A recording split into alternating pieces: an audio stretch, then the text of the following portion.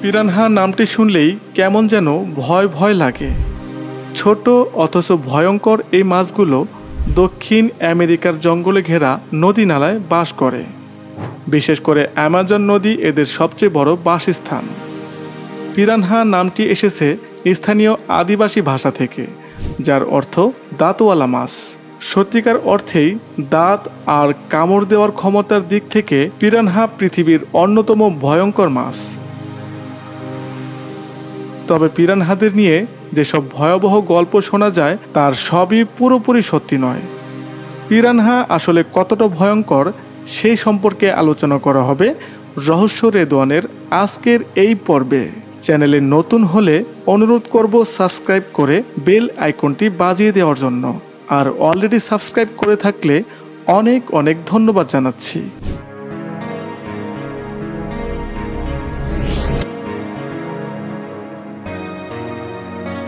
Piranha মাছ সাধারণত ছোট আকারের হয়, যাদের দৈর্ঘ্য 14 থেকে 15 সেন্টিমিটার পর্যন্ত হতে পারে। এদের শরীর চ্যাপ্টা এবং শক্তিশালী পেশিযুক্ত। এদের রং সাধারণত রূপালি, লাল বা কালো হয়ে থাকে। তবে পিরানহার সবচেয়ে উল্লেখযোগ্য বৈশিষ্ট্য হলো এদের তীক্ষ্ণ ত্রিকোণাকৃতির দাঁত। এই দাঁত দিয়ে পিরানহার একটি দল নিমিষেই একটি শিকারকে কঙ্কালে পরিণত করতে পারে।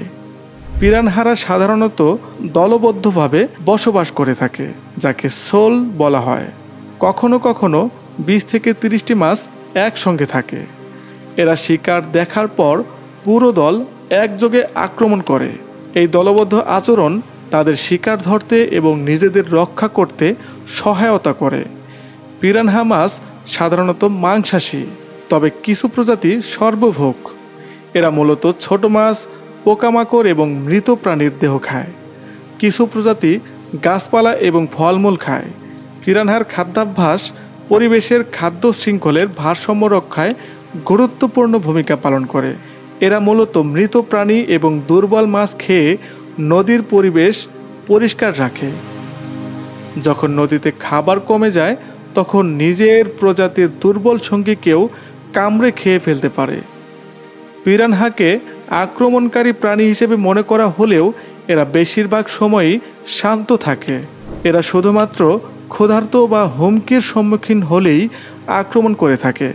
তবে পিরানহা মানুষকে আক্রমণ করার ঘটনা খুবই কম।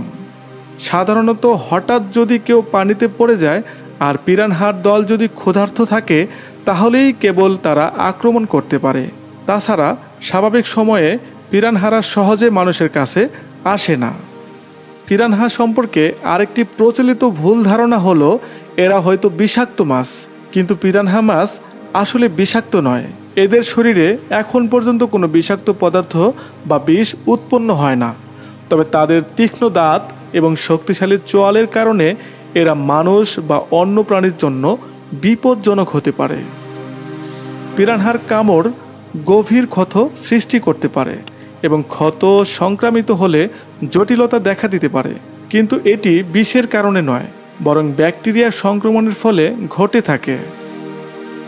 অ্যামাজন অববাহিকার আদিবাসী সম্প্রদায়ের মধ্যে পিরানহা মাছ জনপ্রিয় খাদ্য হিসেবে ব্যবহৃত হয়। এদের মাংসের স্বাদ অন্যান্য সুস্বাদু পানির মাছের মতোই, তবে পিরানহার মাংসে কাঁটা বেশি থাকে। পিরানহা ভয়ঙ্কর মাছ হিসেবে জনপ্রিয় হয়ে ওঠার পেছনে হলিউডের সিনেমার অবদান রয়েছে। সিনেমায় পিরানহাকে এমনভাবে দেখানো হয়েছে যেন একদল পিরানহা মুহূর্তের মধ্যে গোটা মানুষকে কঙ্কালে পরিণত করতে পারে, কিন্তু বাস্তবে এমনটা কখনোই ঘটেনি। এই ধারণার সূত্রপাত হয়েছিল 1913 সালে যখন যুক্তরাষ্ট্রের প্রেসিডেন্ট থিওডর রুজভেল্ট অ্যামাজন সফরে গিয়েছিলেন।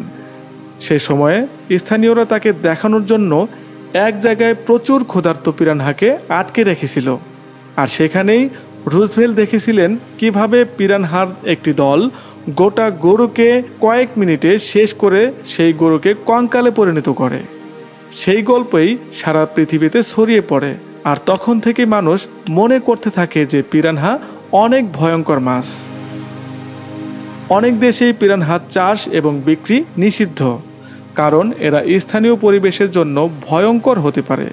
বাংলাদেশেও 2008 সালে পিরানহা আমদানি, বিপণন, খামার বা প্রজনন নিষিদ্ধ করা হয়েছে, কারণ এরা আমাদের দেশীয় নদী নালায় ছড়িয়ে পড়লে দেশীয় মাছের জন্য প্রাণঘাতী হতে পারে।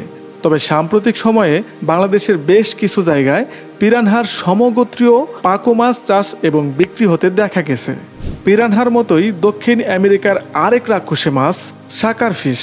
নিতান্তই শখের বশে অ্যাকোয়ারিয়ামে পালন করা এই মাছ বাংলাদেশের পুকুর, নদীসহ সকল ধরনের প্রাকৃতিক জলাশয়ে ছড়িয়ে পড়েছে।